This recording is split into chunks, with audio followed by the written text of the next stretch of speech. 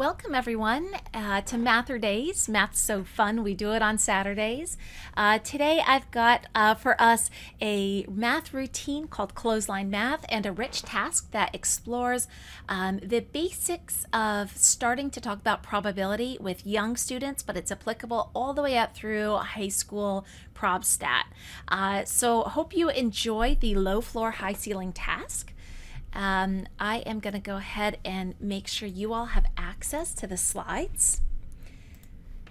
The link for our slides is now in the chat box. Make sure you go ahead and have that open. And I'll project it on our screen here, but in order to interact, you need to click on that link. On the opening slide there, I have some great links, ways for you to stay in touch with me. And on slide 2, I have a collection of these tasks and routines and the live sessions where you can kind of see how it works and what you would change for your class. And as we get started, I'd love to hear successes and celebrations from you. They can be teeny tiny, they can be huge, anywhere in between, but this just helps us build our community of math ed learners that are here with us today. In my celebration, I'm attending NCTM Virtual, National Council of Teachers of Mathematics, and they handed out white t-shirts this year. So one of my favorite things to do is tie-dye them. And on slide 4, that's the end result. I was pretty excited about that.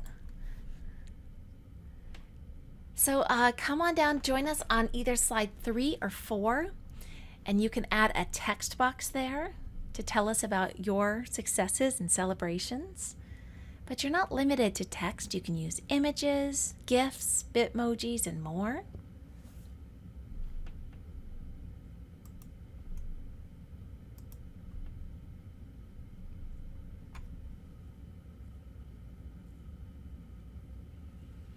And I'd love to hear more from somebody used the which one doesn't belong template.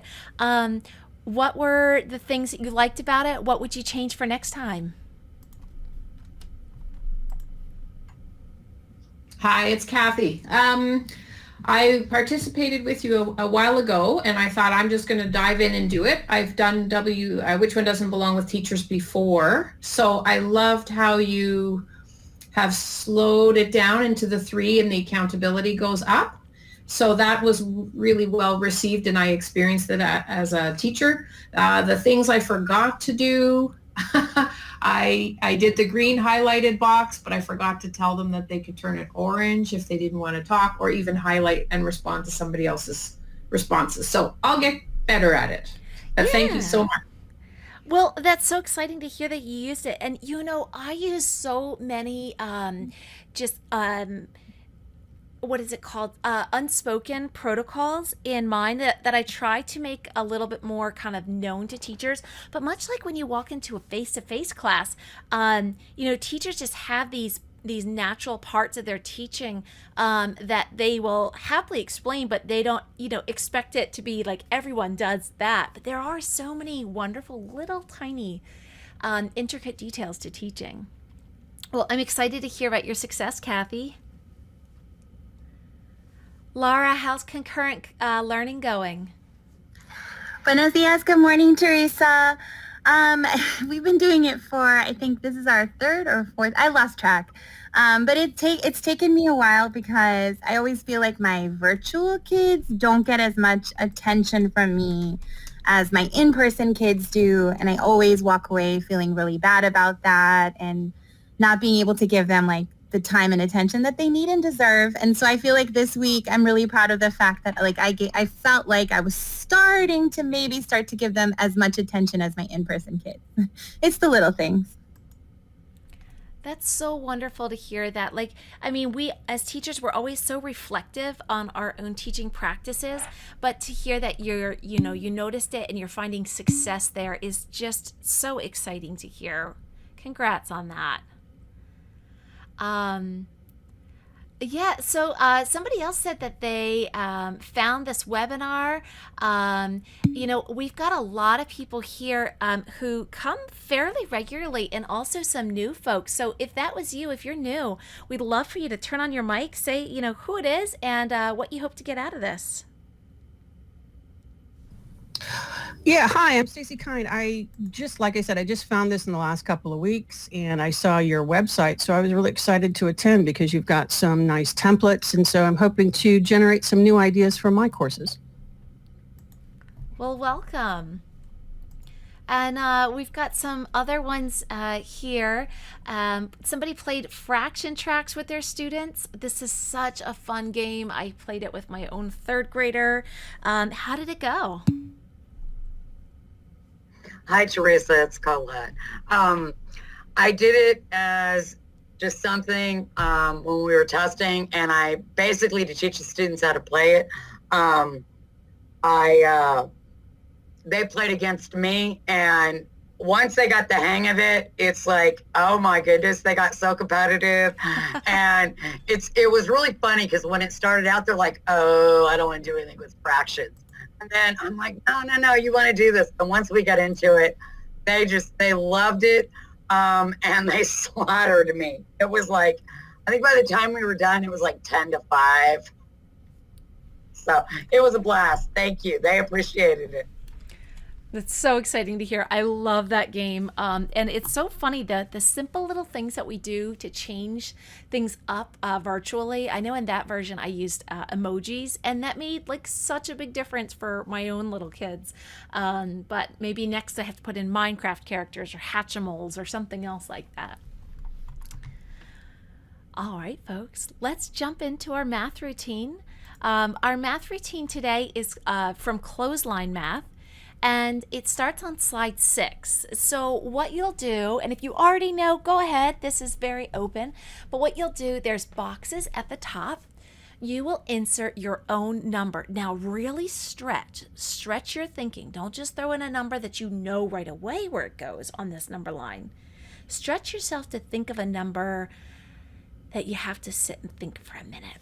You're going to type it in here in one of these boxes. And then you're going to move that box to where it would be on the number line. So on slide 6, go ahead, add yourself a number, stretch yourself with your thinking, and you're always welcome to resize, recolor, and refont your box.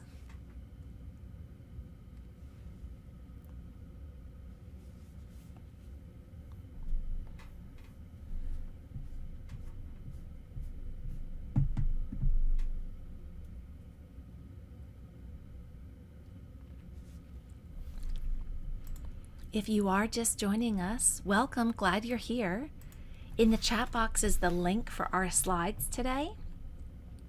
And what we're doing is we are on slide 6, inserting a number into one of those empty text boxes, and then lining it up on the number line.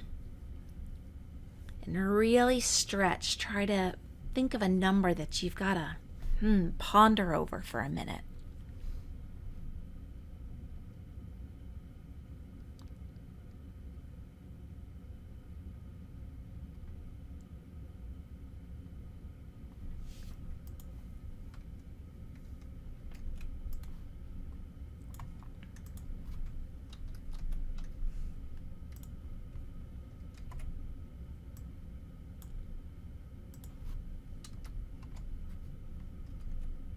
And as the teacher, I can also start to add my own that I'd like to see on the number line. And, you know, students can grab those whenever they are ready. They've moved their own.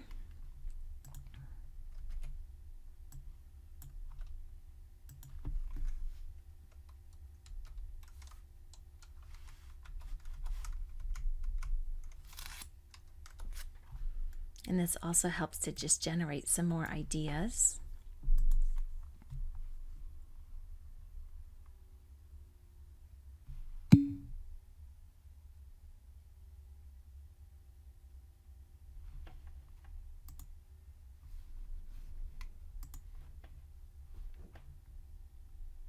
See if you can pull at least one more down.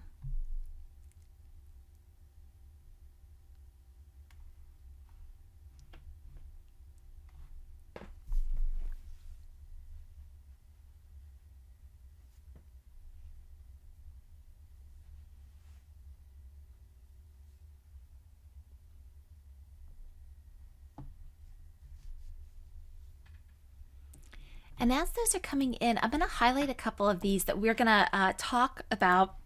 So if yours does get highlighted, you can feel free to turn on your mic and tell us why you know this is here. This fraction is written with a larger numerator than a denominator. How does that help you know where it goes on this number line? That was mine, and I know that it's larger than 1, and somebody in there had 4/4 put down, and I know it's bigger than 1 or 4/4, but I also play cards, so I like to work with 13ths and think about quarters and suits of cards, so I can figure out that 2/13 is less than 1/4. Ah, very cool. Similarly, we have 2 of these. I'm going to highlight 2 of them, and feel free to, if either one or both of them are yours, turn on your mic. These both have a 1 in the numerator. So how could we figure out which one is greater and which is least?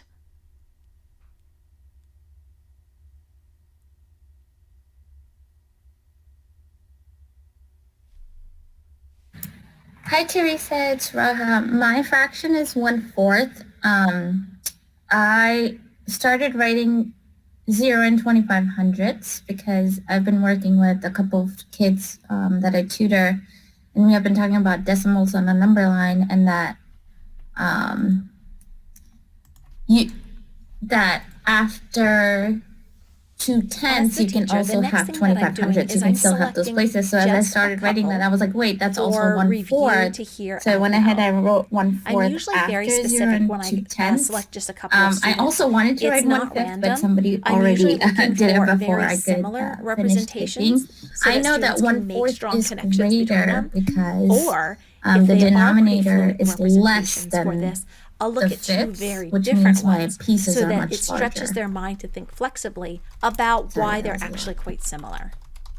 So tell me that again, the denominator, something about larger pieces. So let's hear what some of these students have to say. The 4 in the denominator is less than 5 in the denominator, which makes the size of the pieces and fourths much larger.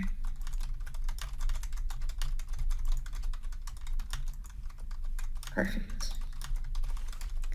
So this is a really important concept for students to develop because it's based on the idea of common numerators can be useful in helping us determine which is larger. So often we, in mathematics, there's a lot of lessons that focus on common denominators, but there we have common numerators. And there's some other really neat strategies that we could, just depending on the conversation we have, bring out because of this. Are there any other pieces that you think should be moved around somewhere? At this point, feel free to grab somebody else's and nudge it to the left or to the right if you think it needs to be relocated.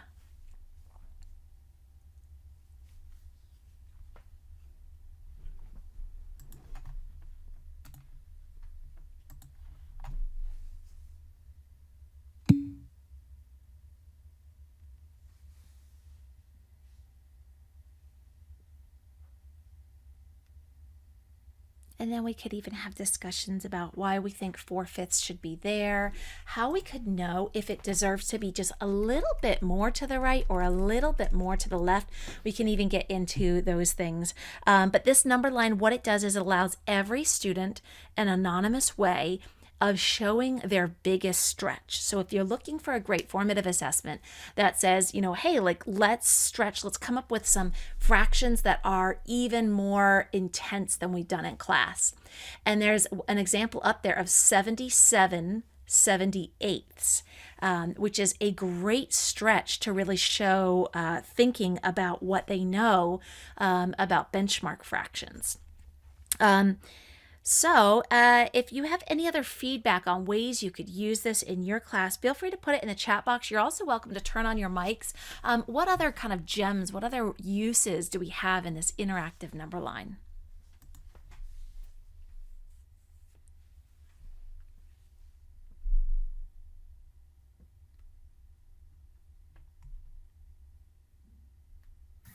Teresa, in the chat, Gail talked about rational and irrational numbers. So this would be a great way to talk to middle schoolers about how we learn rational and irrational numbers in isolation, but really in our number line is very flexible. You can have both of those things at the same time. So that would be very cool to see how those kids would see this number line. That is such an important point, thinking about curriculum and the way that they do isolate. Absolutely.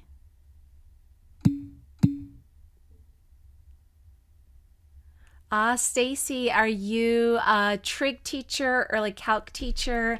I noticed that you're mentioning unit circles. Yeah, and they have, it's very difficult for them to have number sense when it comes to radian measures. And I'm thinking this would be good where you list a bunch of these decimals or even fractional equivalents of radians and just throw them on there. And then they would have to move them around. I think that would be good for them. Yes, absolutely. We have a hand up here. Rajitha, am I saying your name right?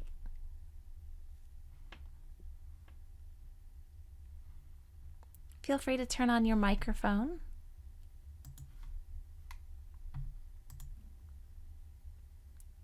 Oh, it's like logged off. Yes, so absolutely thinking about extensions in this, that, it's not just rational numbers and irrational numbers. We've got things on the unit circle. We can even look at this in a three-dimensional way. It doesn't just have to be on a line. All right, I've got the protocol that I used on slide 7 in case you want to use this in your class. And the next thing I'm going to do is jump into our rich task. This is a nice juicy task, multiple ways of solving it, low floor, high ceiling. And the reason why I do rich tasks so often is because on slide 8, we have our math teaching practices. And these ones, you'll see all 8 of these in our task today. And before we begin, I'm going to give everyone an opportunity to make an oath that they will be a problem solver today. I'm going to read the problem solving oath on slide 9. And if you would like to pledge this today, put your name in the chat box. I, Teresa, promise to try my best. I will make sense of patterns and numbers. I will use manipulatives and drawings. I will make mistakes. I will ask questions. I will listen to other ideas. I will stay engaged by always trying to find another solution or representation. I am a problem solver. I make the world a better place.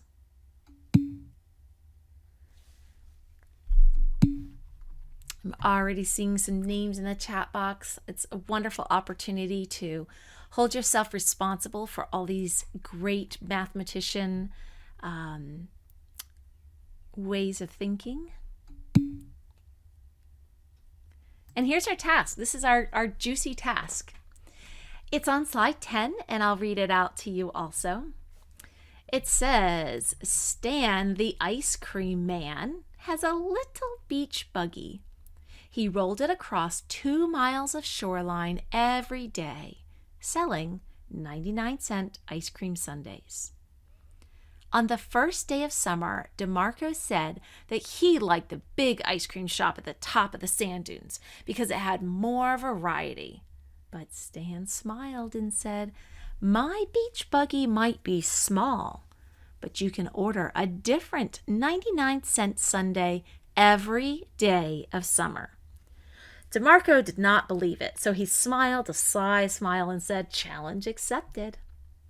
A 99-cent sundae has 1 scoop of ice cream, 1 topping, and 1 sauce. What items might Stan have on his tiny beach buggy so that DeMarco can order a different 99-cent sundae every day of summer? So that is our open-ended task.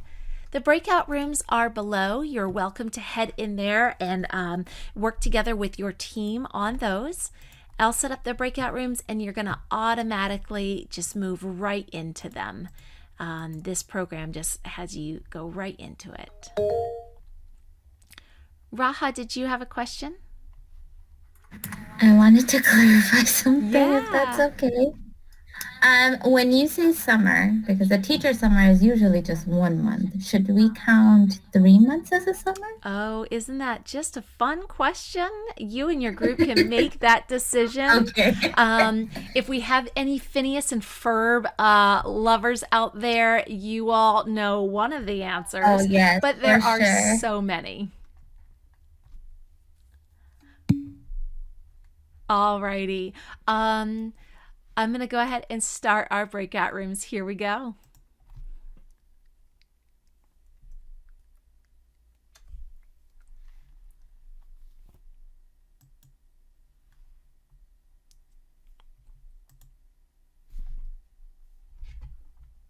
Good morning, group one. Hello. Good morning. Good morning. So I think since we're group one, we're probably the first set of slides. I think. Good morning. Good morning. So looks like we're group 2. Lack so much number sense when I tutor them. That's because elementary teachers love just doing shortcuts with kids, and I'm not one of them. So it's really like I like to go back and explain why I'm doing something. Thank you. I do math intervention. So I'm working with the kids that are struggling, and I use a lot of Teresa's activities because It's amazing. I need. Right when she said, how long is summer? Mm-hmm. Hi, group. So, How how long long are you going to make summer? I think July and August I think of as summer. I don't know, June, middle June to middle of August. Mm-hmm. Maybe Yeah. Yeah. 60 days, 60 days. 60 days? Okay. 60 days. Maybe we just say 2 months. I'm just trying to think if we've got to come up with all the items. Yeah, that'll 2 work. months. 2 months of summer. Okay. So that will give us. We need to have 60 days. Are we saying 60 days? Sure. Okay. All right. What items must Stan have on his tiny beach so he can order a different sundae every day of the summer? So it's got to be a scoop of ice cream, 1 topping, and 1 sauce. I almost want to make a table or start making a table with like the different possibilities. Like what are, like he would probably have like vanilla, like you mean like flavors, and then we can think of like toppings and then sauces. Mhm. Ice cream. See, and I was thinking how much of each item do we need? So I haven't gotten into that detail, Laura. I was thinking what I know from experience is one item times another we need to have 60 combinations. And so I was thinking something like 2 times 3 times 10. I don't know. That's where my head went. So we need and that's not exactly what I would choose, but then you would list as many items as you need to make 60 combinations. My goodness. See, I'm so glad that we're working in a group because I wouldn't have thought about that till after I thought like, what flavors do I want? What toppings do I want? Do you want to record that on the slide so that we have that thinking of how you... Does that make sense, Stacy? It does. Yeah. Is there a drawing feature on this on Google Slides? I know where it is in PowerPoint, but I don't see it here. Where you can draw with the pen. You can do the scribble tool. Coffee it is. Yes. I like coffee ice cream. So coffee. Should we have some classics like vanilla and strawberry? Yeah. Yeah.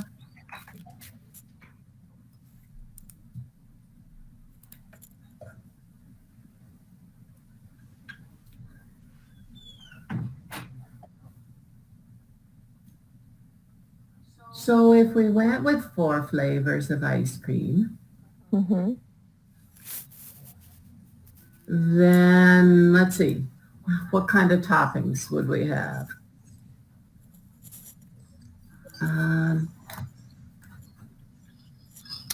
Perry's. Mm-hmm.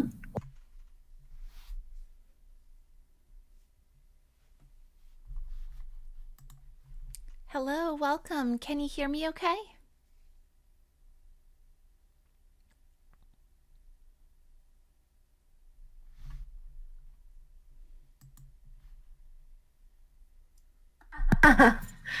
um, I'll just make it a little bit more specific.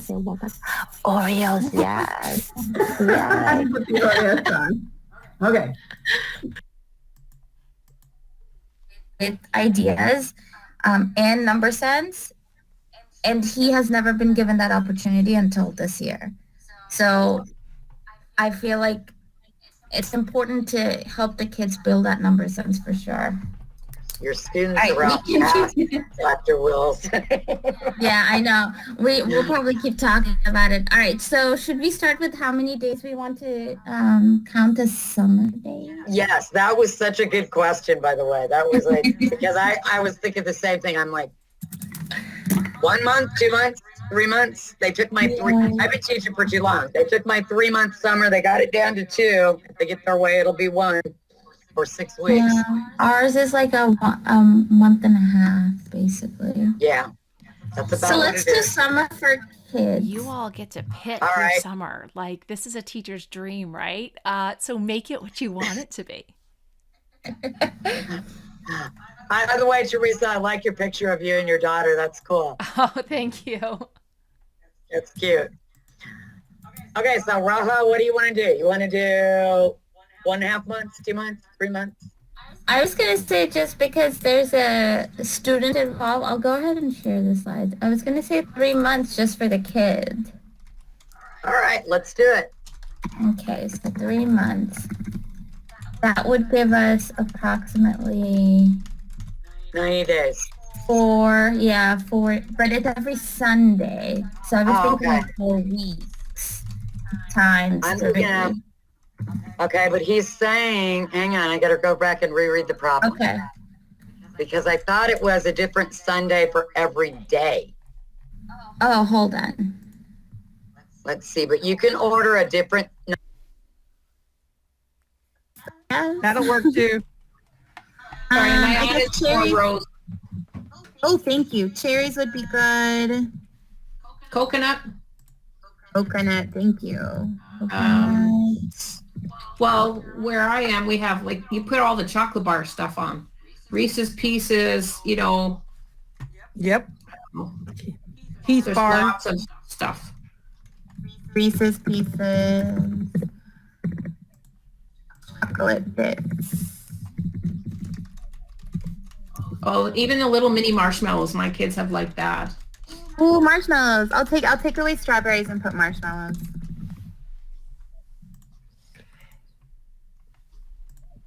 Okay, so now we got to make more room on here. Can we? I think we need, I'll add in 2 more rows and then we'll just make it a little smaller. I'm trying to make the rows smaller for you. Thank you. All right, so we need 2 more toppings.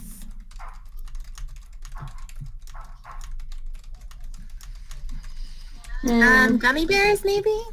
Yeah, I've Oh, seen yeah. that. Yeah, gross, but yes. I was going to say, I would never put something chewy on a soft ice cream, but I know that other people do enjoy them.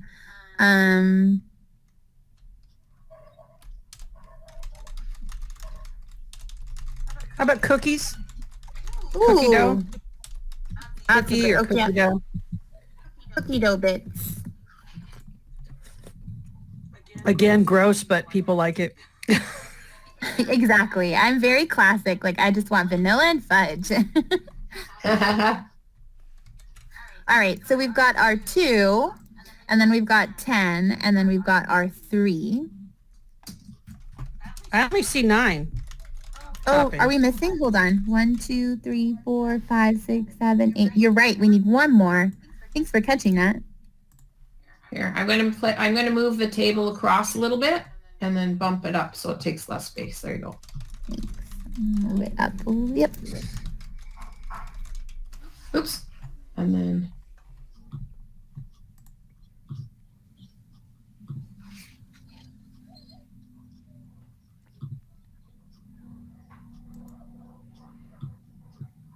there. I like mulch, but I don't think people call that a topping. But Are those little ball things? you could do malted milk balls. That would be better. Yeah. The Yeah. Whopper balls, or whatever you call them. Yeah, that's what I'm thinking of. All right, we got to 10 malted milk balls added. So is our math right? Let's see. If we say 60 days. Mm-hmm. Yeah. I mean, and you could test it out, but just because of our experience, we know this, right? Right. As a kid, I would find this completely daunting if I did not know that. Right, because you'd have to, exactly.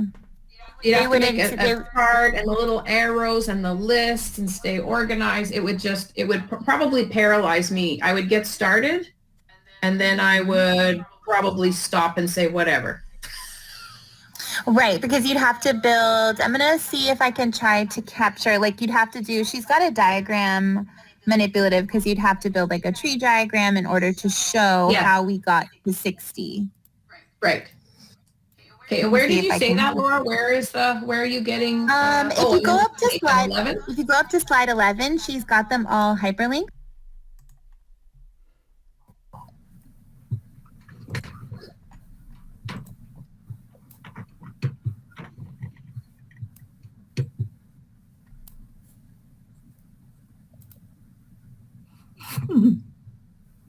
Okay. Come on. Oops.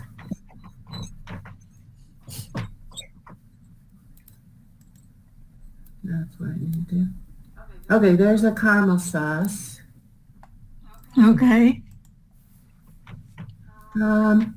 Let's see if we can't make a tree diagram. So I'm going to take the table off our second slide.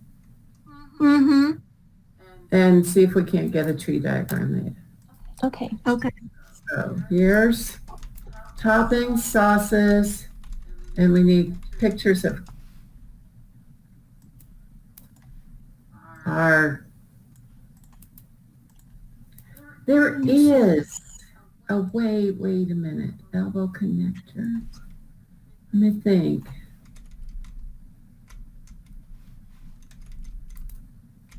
Oh, I think.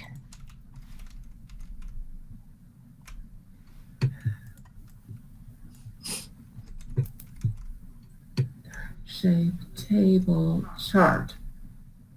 No, diagram. There is a diagram in Google Slides that you can insert a diagram. Oh. 3 levels. Oh, are you saying that you can take a picture of it and then insert it? Here's what I'm doing. Okay, maybe I better go this way. Okay. So let's see if we can't add to it. So this one tree diagram would be, say, for one of the flavors then. Let's do that. Let's Oh. still, we need 3 levels,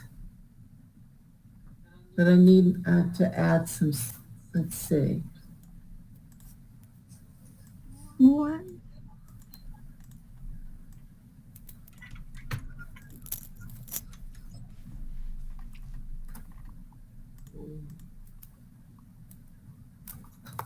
Okay, so vanilla ice cream. And we're gonna put, Then you paste it in. So maybe that would work. Another option is the diagram. All right, so I think I'm slowly starting to get the hang of it. All right, so I've got, and then I'll do vanilla underneath. And then it doesn't let me do Control D the way, oh, it does let me do Control D. I feel like I'm so used to like all the Google shortcuts. There we go. Yeah. And so then, how do I move this all over? Yeah, yeah, you have to select all of it. There you go. There we go. There we go. Okay. So then our first topping was sprinkles, right? Yeah. Okay.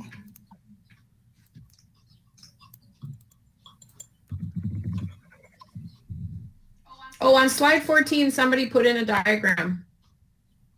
So you can see they're trying already to make made? something like this. Well, it's sort of the scientific, I forget what they call it. You know, species and such. Mm-hmm.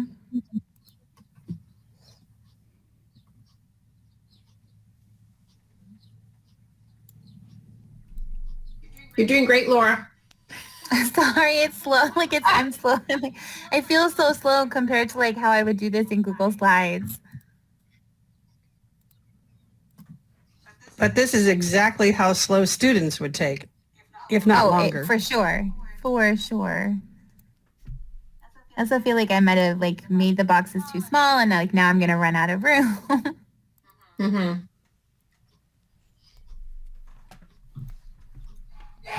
Hi there, group.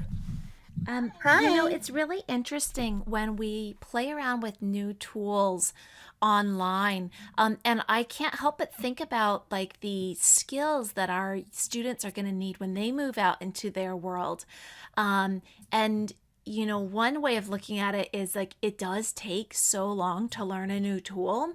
But then I also see, especially because of during the pandemic, so many kids are way more patient with technology than I am. Like they're like, let's give it a try. Let's try it out. And their technology mindset is really just something I aspire to.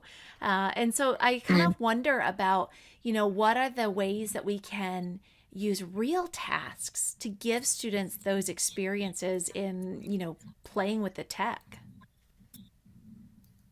Yeah, absolutely. I feel like if I was going to do this with kids, I would want them to play around with the diagram app before they solved a problem. Yeah. So either like as a warm up or even just like as a even like a getting like making a shape like a family tree or something. So at least they would have that experience before they were using it as like a mathematical tool. Absolutely. So while you're working, Laura, I created slide 13, by the way. Oh, so while perfect. you're Thank doing you. it, I'm just trying. So we need crunchy nuts. So I took this and now I'm just trying to see if this would have been faster. Oh, I love it. Thank you. Anyway, I'm just trying and then seeing how I can add more. Oh, except I need to. How do And I you add just another? use the diagram app you said in Google?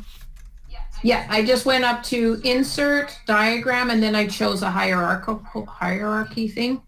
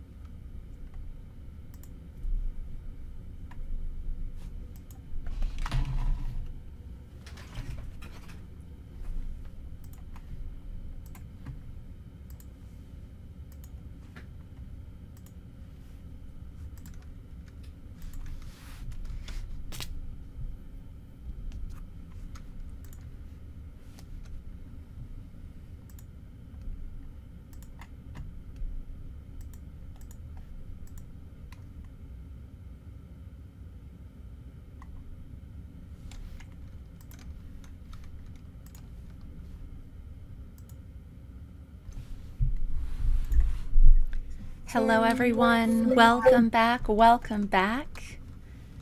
We're all back together now in the main room. Welcome back, everyone. Well, let's go ahead and move into our whole class discussion. And one of the things I'm going to do here is also bring up some common questions and topics that I love bringing up with students when we do this problem. So if you would join me on slide 19, one of the things that I've done for this is I've purposely gotten us into problematic situations where I used student work, but in many cases it was only partially done. So this was a partially completed list. And what I'd like us to do is, as a whole class, grab any one of those little rounded text boxes and give us one combination. So for example, I could say vanilla, sprinkles, fudge. And we're going to try and get all the combinations. So once you have one, go ahead for another.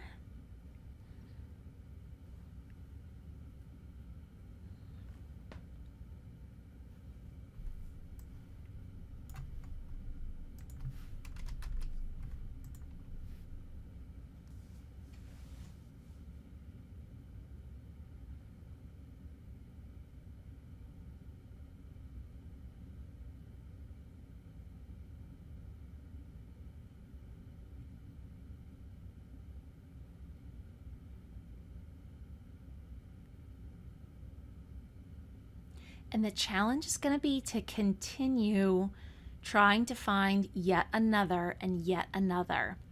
But if you found yourself kind of searching around or starting to use a strategy, I'd love for you to turn on your mic and just tell us like what your strategy is for making sure you put a new one down.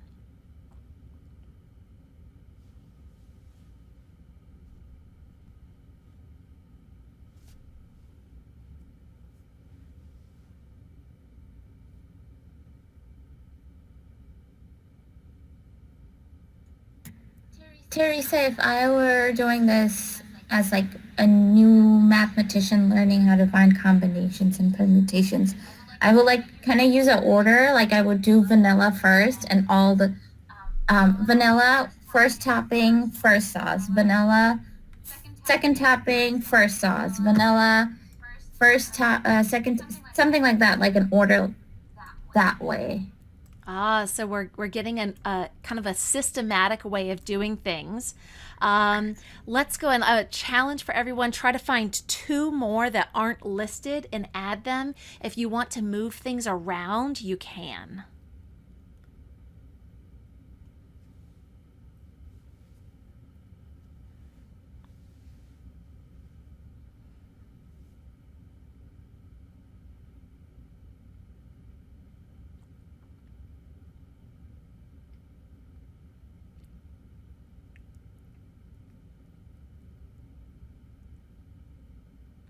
I'm noticing somebody is making kind of like another column. I'm going to change this to an orange color. If that was you sorting them that way, tell me what was the system you were thinking of? Hi, Teresa. That was me. So I would agree with Raha, like thinking of like the ice cream flavors, the base of it first. Since I noticed there was already a column of vanilla, I was trying to sort all the combinations that had chocolate as a base. So that idea of like chocolate first. So this one, this cell with chocolate kind of relates over with the others. Now, one of the reasons I love some of the online platforms is when we do these lists, these organized tables, there are so many advantages of using it in the Google slide because you can move the pieces around. It's not like I have this list on paper and it's a hot mess. Now, don't get me wrong. I love the hot mess. That is the evidence that they're starting to work on the organized lists. But because they can move them around, it makes it so that some students can still be making them. Others can be organizing. They start to see the organization and the holes within it and more. And all right, so we get to this idea. We're starting to get on a roll for making an organized list. And Slide 20. This one here was started by a group, but I kind of altered it a little bit. And what I'd love for you to do is grab a text box below and tell us, what is this chart showing?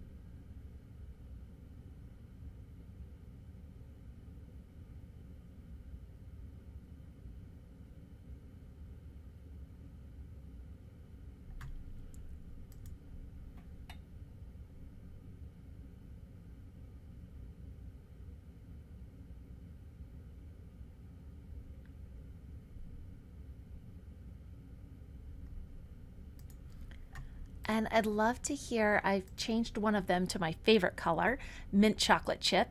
If that was you, what did you notice about this tree diagram? What's happening here?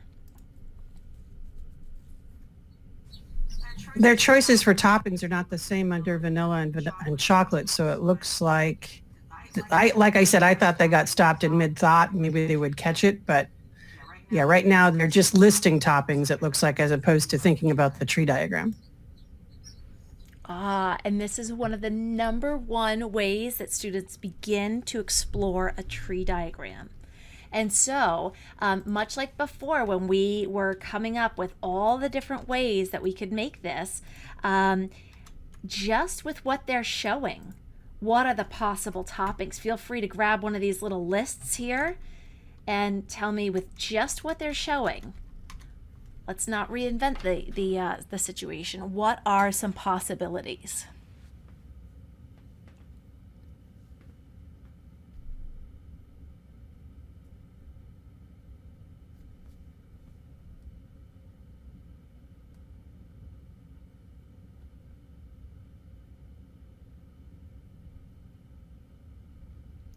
So we've got our chocolate and cherry, we've got our chocolate and nut, our vanilla and sprinkles, and our vanilla and chocolate chips.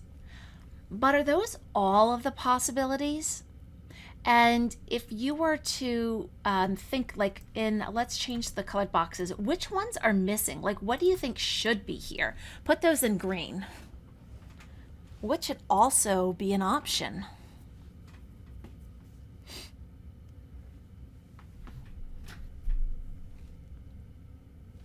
I see somebody's also using the lines. If you're putting those lines in, who is that and what are you representing? That was me working on the tree diagram so that the lines would go also from vanilla to the chocolate toppings, and we can fill in those green boxes. Right. So each of these would actually kind of have 4 coming off of it. Yeah. And that is one of the #1 misconceptions that I see with, especially in like that 7th grade age where their minds are really conceptualizing it, but still trying to figure out, like, what on earth does this diagram mean to do? Cool. I love being able to debunk those. How about we head down to slide 21? This one is all about using what you got and modifying it. So Stan really likes this, but his buggy is too small to carry all of this. What could you modify to get the same amount of sundaes?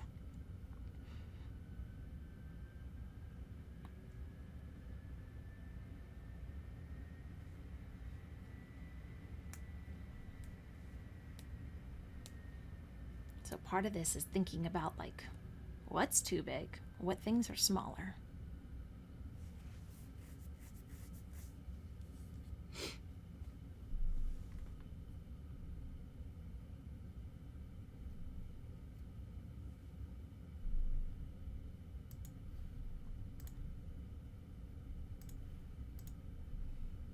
If you were the mint colored one here, you said reduce the number of ice creams and increase the toppings. Why did you choose those? Why not sauces? Why not reduce the toppings? What was your thinking there?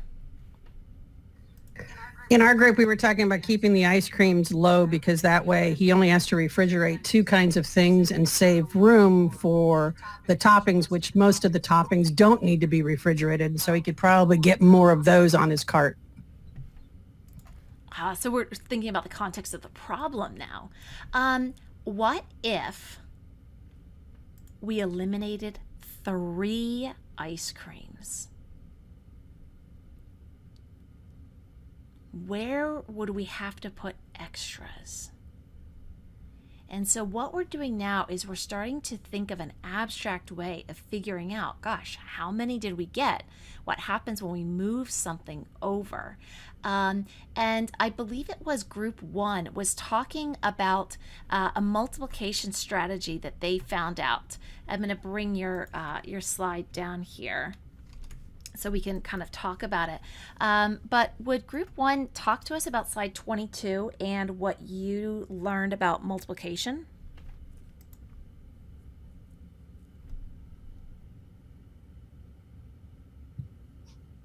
Sure. I think as a younger learner, I wouldn't have known this, but it was based on my experience with lots of practice. So we decided on 60 days for summer.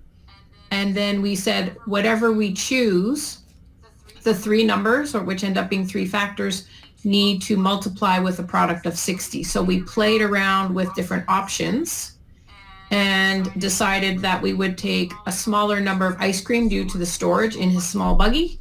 And we thought the toppings would be manageable, and then the sauce. So we started thinking about the storage, but wanted a product of 60. Cool. So we've got this product of 60. And that's because that's how many days of summer. But another group, so on slide 23, group 3 wanted 92 days. How could you modify the table that's on slide 23 to work for 92 days? Go ahead and put your thinking, try to use numbers to defend your thinking in those little boxes there.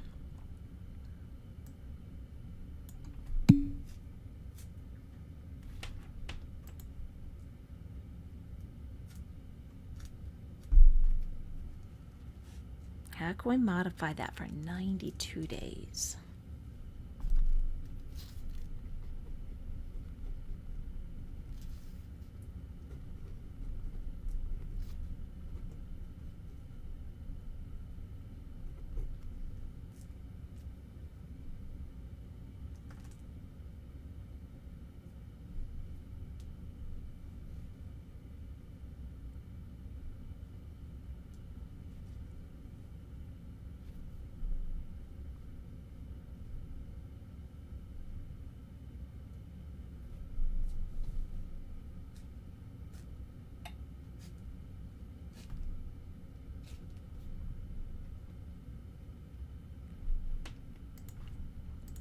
Someone's starting to use numbers, and by the way, this isn't the only combination of numbers, so there's still room for more ideas.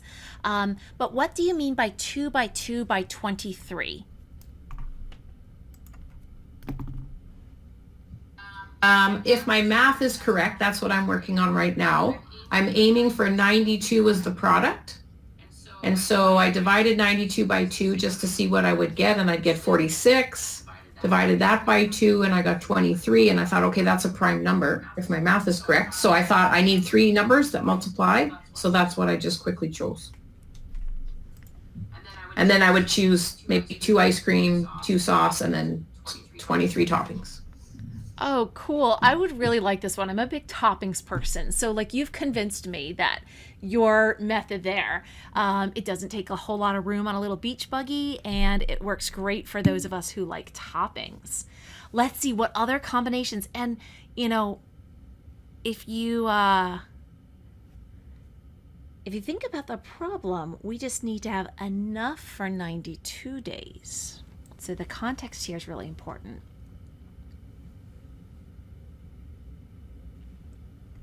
Ah, here we've got another really important one in the yellow. So now you're thinking about bounds, maximizing and minimizing things. And what you've got right now is the one ice cream. Why might that be really important for Stan?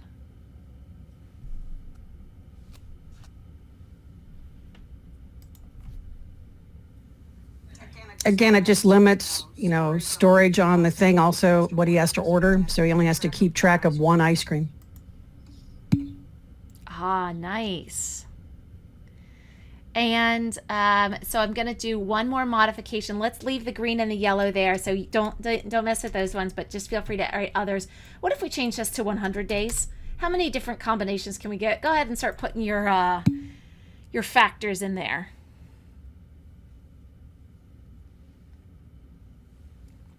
And as those are coming in, we've got more context. Who doesn't think that DeMarco would like just one ice cream choice? I put that there. Yeah. 4 sauces and 23 toppings, but I like different ice creams. Absolutely. Well, for me, if they were like different type of cookie toppings, I don't know about you all, but a different cookie topping can make or break a sundae. Let's see, what other ways can we get to 100? Feel free to put those in. But folks, we are already at the end of our hour. Can you believe it? This task was all about thinking about all the different combinations. And because it's a Sunday, because things kind of, get swirled around in a cup, or you think about the order of ice cream first, then topping, then sauce. We could even get into the difference between permutations and combinations.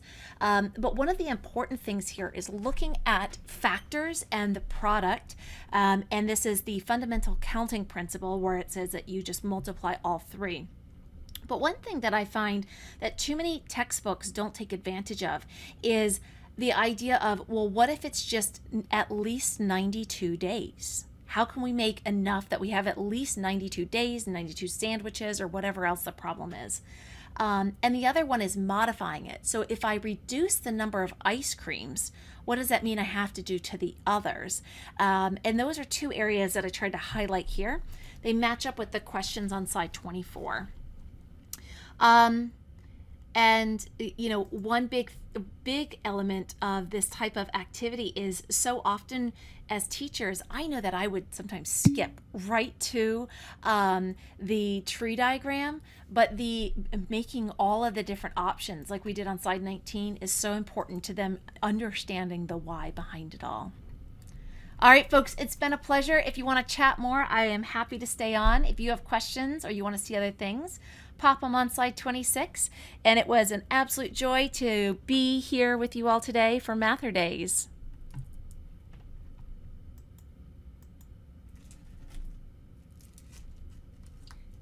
Thank you. The hour went by so quickly. I didn't realize I spent an hour already. This has been really fun.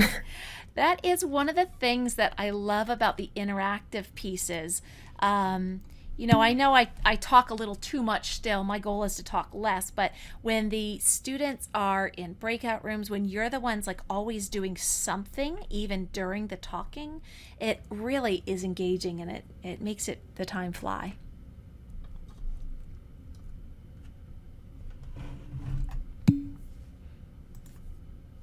Teresa, Yeah. how long would you say this would take with students in your experience? So this one here, I'm looking at several different grade levels, but I'll tell you about, how I worked with different grade levels.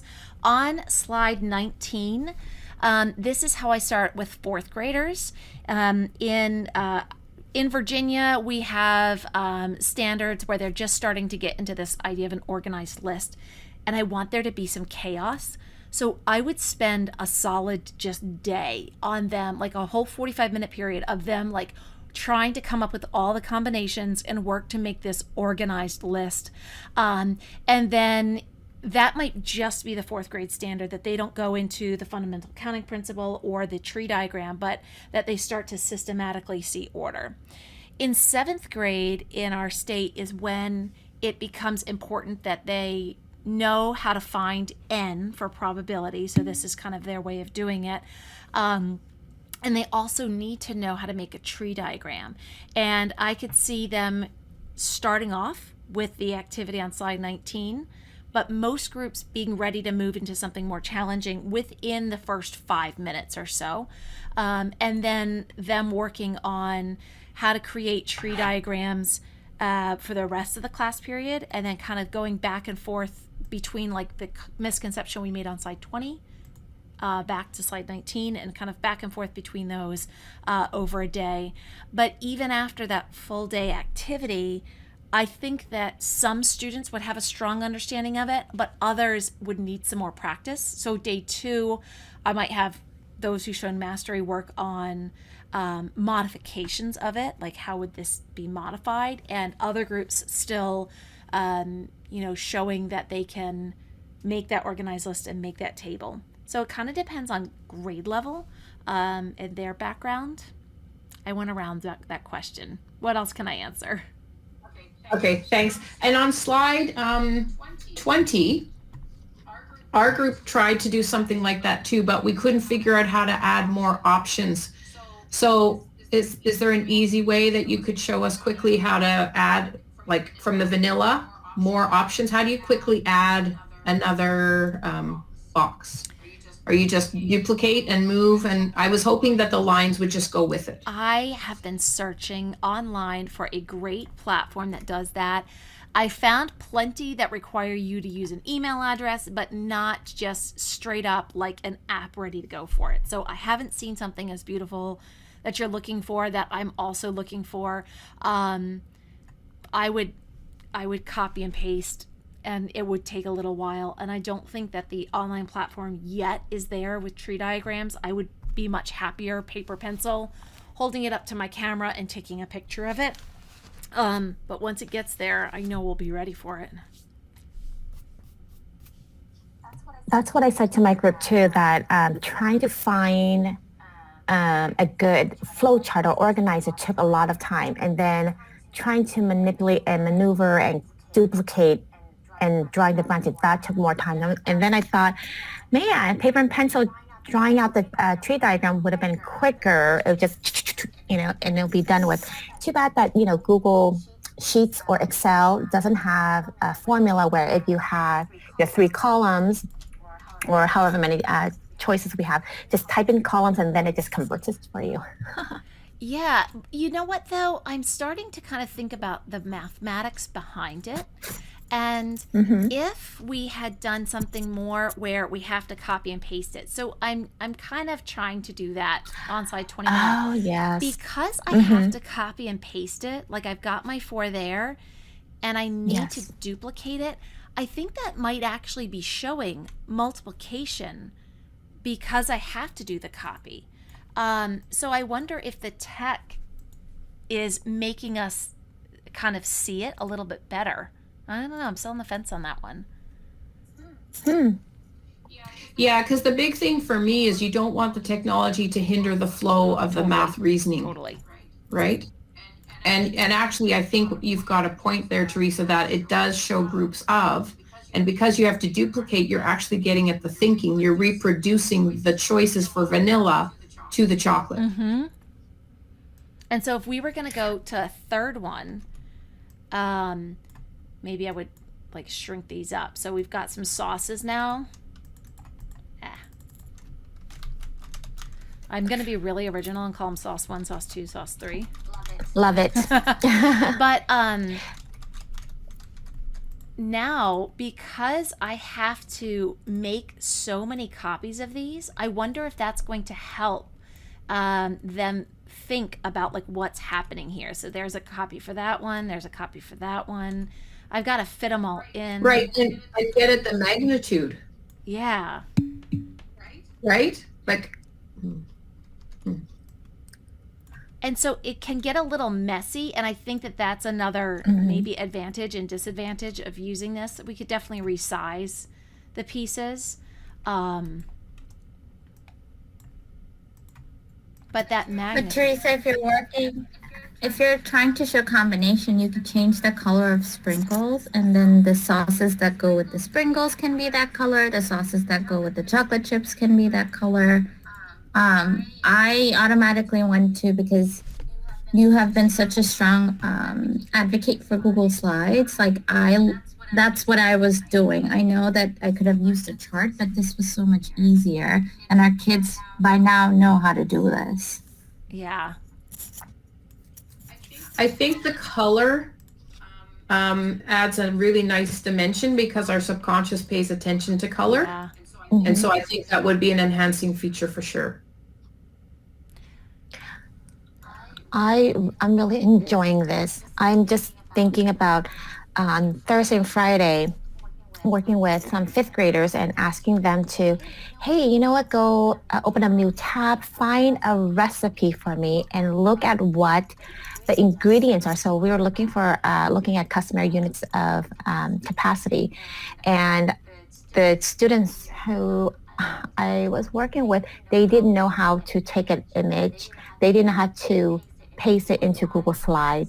So the technology piece was hindering what I had in mind. I wanted to use something that was real life, meaning recipes. Hey, teaspoons and cups, that's a great way. And then let's think about if we double or triple the recipe, and thinking about getting them to start seeing, oh, you know what, I'm getting to use more of these smaller units. So what if I convert them?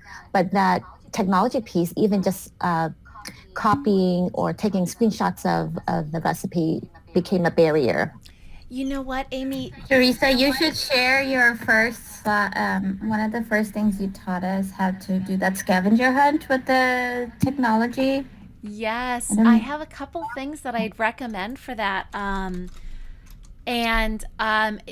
So this year in particular, I am a Girl Scout troop leader, and I have preschool, first and second grade brownies and daisies in my troop. And so we've had to do everything online this year. And what I can do is share with you what I kind of am teaching, the youngers. And let's see, I know I have it in here. So we teach them how to make screenshots. We teach them how to change the size of things. And then on slide 14, for example, you'll see where I have the little tip for taking a screenshot. Such an important concept to do with the kiddos. I've got a slide deck for you if you want to hang on for just 2 more minutes here. And it's got all of what you're asking for in it. Let's see, when did I do that? It was recently.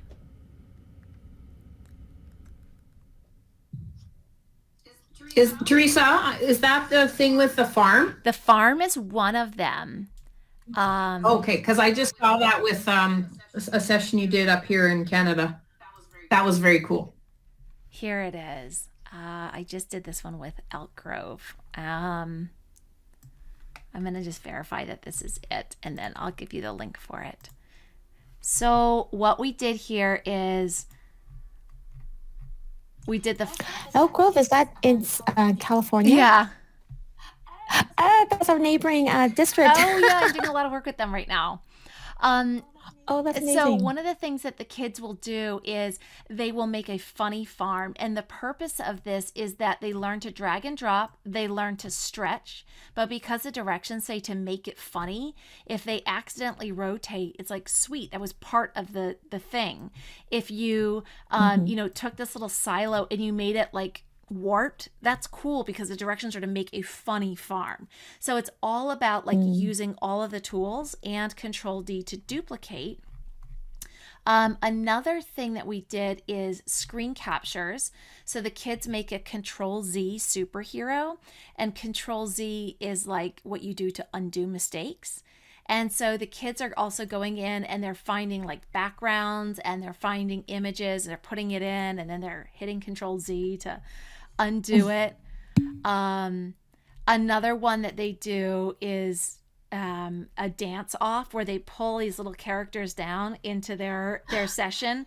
Then they have to turn on their cameras and they have to do the dance that the other person like made for them. And it's all the tech tools, like how to duplicate things, drag them down. And one of them was, how do you take a screenshot? What I do is I provide 3 different like little pictures of like, here's a Mac, I have a Windows machine, I have this, and this is how you do the screenshot. And then this was meant for teachers, but it's just like, what is my favorite website? And the kids just put in a screenshot of their favorite website. They get all excited because it's about them, but it's really like my way of pre-assessing their tech knowledge. So if that is useful for you, let me see if I have the blank version of this one.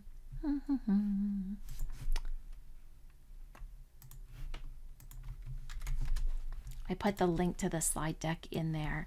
At the very end, I have the blank farm, the blank Control Z superhero, the blank like dance. So if you're looking for those ones, and it just helps like in a very low risk way to teach the kids how to do those.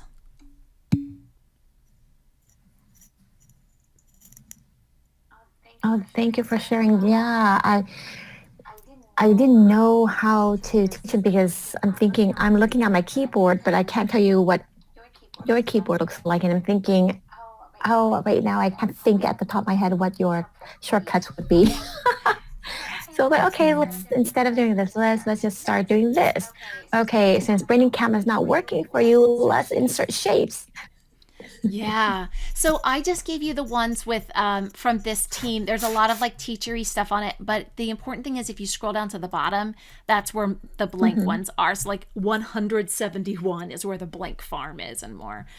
So if that's useful, those are the ones that I've done with my Girl Scouts, and I'll tell you, these girls are phenomenal at tech. Like they can do anything in Google Slides. Oh, that's amazing. And I think that kinders and for the littles can do it.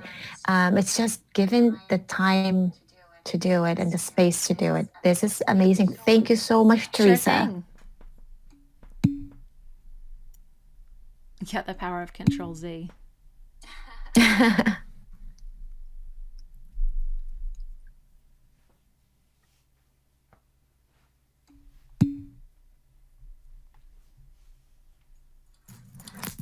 Thank you so much, ladies. Have a great rest of your weekend.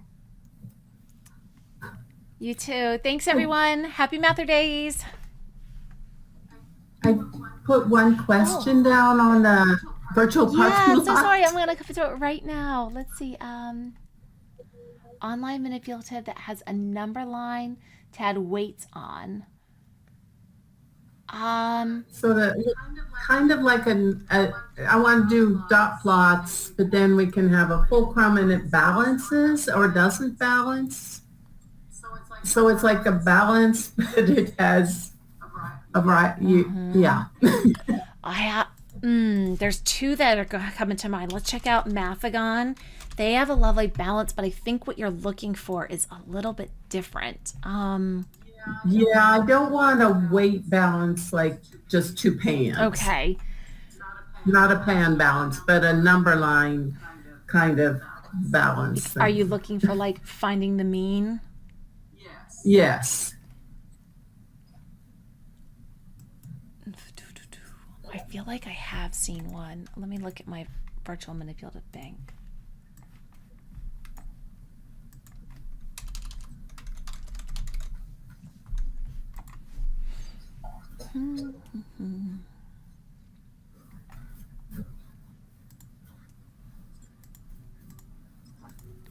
I keep a bank of all these manipulatives that I show just so I can kind of go back to like, what was my problem? And most of them are very much the same, but less work for me when I give another problem. And I'm so visual. This dot plot creator. This is what I was thinking.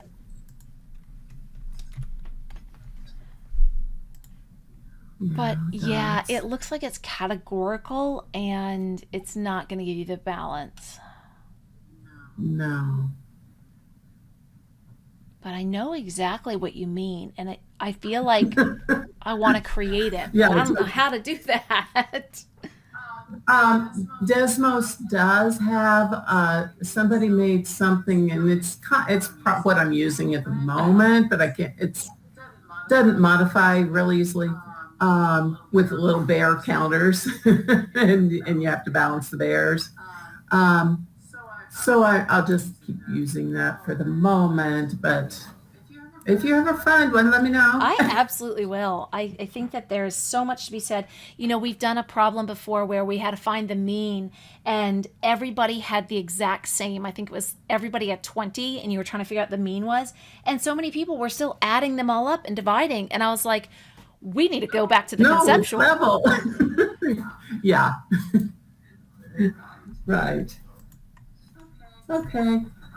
Oh, and if you by any chance know where I could take those 20, but it's something that's like you have 3 stacks and the total's 20 and you have to divide it up and you want to show that 2/3 that you'd have to put in each additional stack for the mean. I can almost do it in Mathagon and use the fraction circles. If we use, instead of blocks, we use circles. Might do that. Okay. I'm being very specific. You know what, though? I wonder if...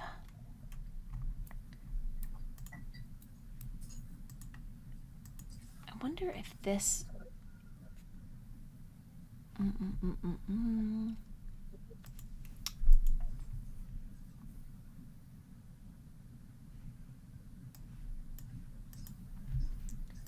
So, I can't remember how to do this one.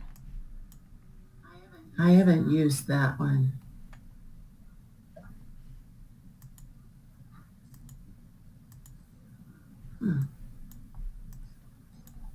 There's a way that you can make these like fractional pieces. Oh, here we go. Ah. Oh, interesting. And you can change the value. Yeah. I don't think this is what you're looking for, though. Right. But, no, I haven't played with that one. I'm going to be on the lookout. I feel like we need that in our math ed world. I think we do. And it's funny because our Natural Sciences Division just had an online thing this week about teaching online, and one of the physics professors kind of made a balance for our beginning physics class with weights, but it's not modifiable very well. But she had to make her own.